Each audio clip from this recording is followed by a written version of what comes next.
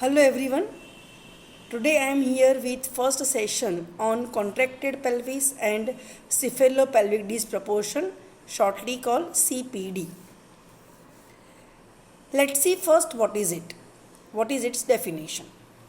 The contracted pelvis is that female bony pelvis whose shape and size are sufficiently abnormal to cause difficulty in the vaginal delivery of the normal sized baby.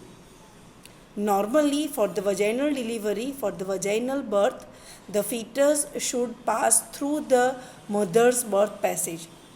Fetus should pass through the mother's pelvis. So, pelvis should be adequate enough to allow the easy passage of the fetus. But when the pelvic shape and size are abnormal, so that the fetus cannot pass through the maternal pelvis for the vaginal delivery, then we can say the pelvis is contracted. This is the obstetric definition of the contracted pelvis. Anatomically, the contracted pelvis is defined as one where the essential diameter of one or more planes are shortened by 0.5 centimeter. Disproportion in relation to pelvis is a state where the normal proportion between the size of the fetus to the size of the pelvis is disturbed. I just told you that the fetal size should be in proportion to the maternal pelvic size. Maternal pelvis should be adequate enough to allow the passage of the fetus.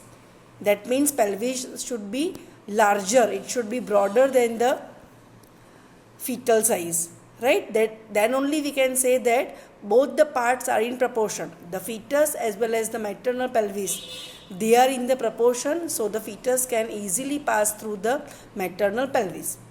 But whenever they are not in proportion, when the fetus is larger than the maternal pelvis or pelvis is narrower than the size of the fetus, so at that time this proportion is disturbed and it will result into disproportion.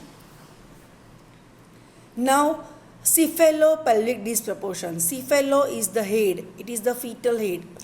Pelvic, it is the maternal pelvis. So, it is disproportion between the fetal head and mother's pelvis. So, it means the state in which the baby is disproportionately big for the pelvis.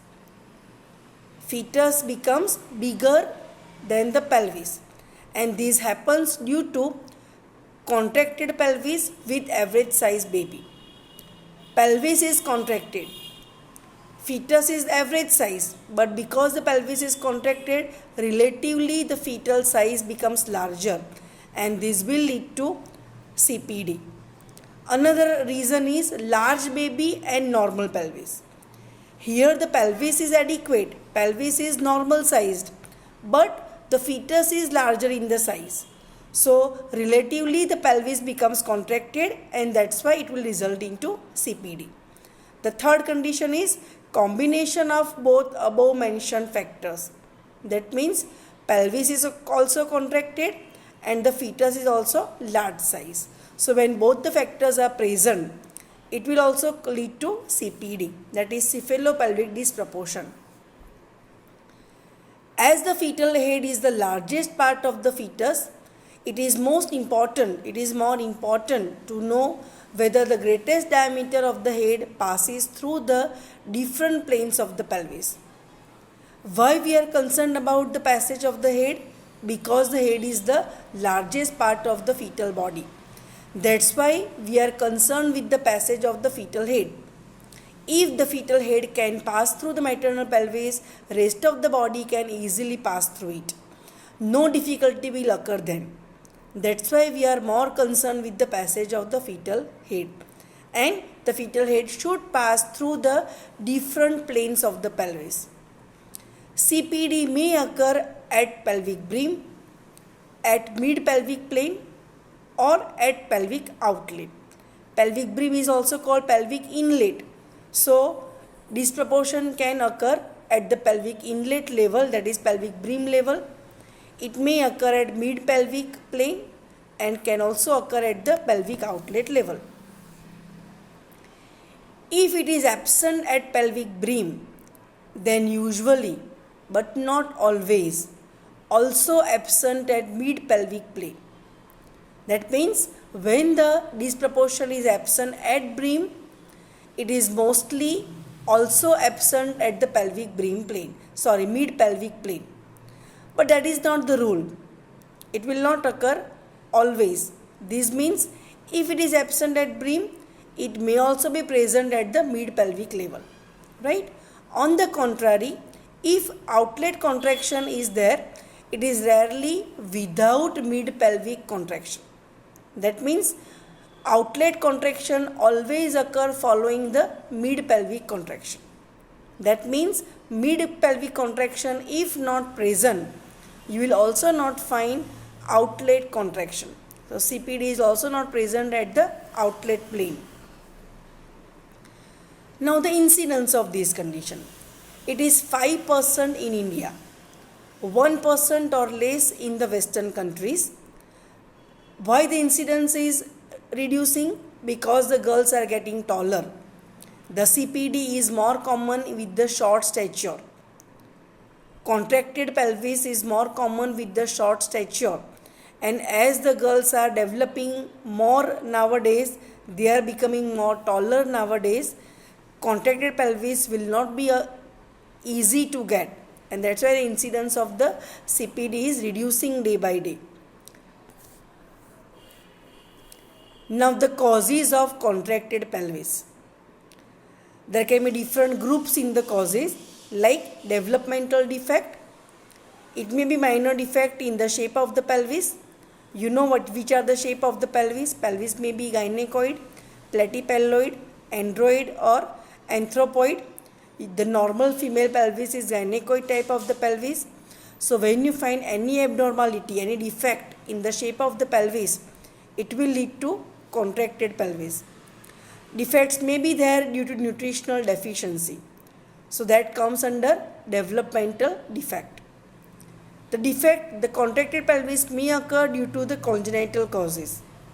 It may occur due to diseases or injury of the bones, right? So these are different groups which lead to causes of the contracted pelvis, right? We'll discuss the important one in detail, like developmental defect in the shape is associated with contracted pelvis size in the short women. So when the woman is short statured, then it is more likely that she will have developmental defect in the shape of the pelvis, and this will lead to contracted pelvis. In such woman you will find brim and outlet contraction. It is the rule. That means it is must. Disproportion at the pelvic brim plane and at the outlet plane is must. It is most common. Nutritional deficiency will lead to rachitic pelvis and osteomalacic pelvis. Congenital causes include Naegele's pelvis and the Roberts pelvis. Now let's see what are these different types of the pelvis: rachitic pelvis, osteomalacic pelvis, Naegele's pelvis and Roberts pelvis. Rachitic flat pelvis means you will find the brim contraction due to pushing forward of sacral promontory. Sacral promontory is pushed forward, and this will lead to contraction at the pelvic brim level, whereas the lower end of the sacrum pivots backwards. It is facing backward. So such kind of pelvis is called rachitic pelvis. It is due to the rachitis. It is due to the rickets. Osteomalacic pelvis is pushed forward, and lateral pelvic wall also tend to collapse inward, resulting into irradiate pelvis, resulting into triradiate pelvis. That is the osteomalacic pelvis. Naegele's pelvis is obliquely contracted pelvis due to failure of sacral ala to grow. Roberts pelvis is side to side contracted pelvis due to failure of both sacral ala to grow. Next is diseases or injury of the bones. These also cause contracted pelvis. These includes kyphosis, Kyphosis means side walls converge forming a funnel. There is convergation of the side walls which will lead to funnel shape. Scoliosis, pelvic brim shape becomes asymmetrical.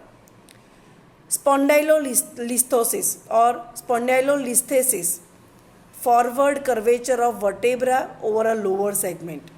Usually, fourth or fifth vertebra are included, they are involved. There may be pelvic fracture or maybe caries in the pelvic bone or tumor in the pelvic bone. So, these will also lead to contracted pelvis. Now, the sites of pelvic contraction. It may occur at pelvic brim, may occur at mid pelvic level. There may be mid pelvic and pelvic outlet contraction and pelvic outlet contraction. Mid pelvic contraction means contraction at the level of the ischial spine, right? So, these are different sites of the pelvic contraction. That was all about the first session on this topic. I hope your understanding is becoming more clear. We'll have the other session very soon. Thank you.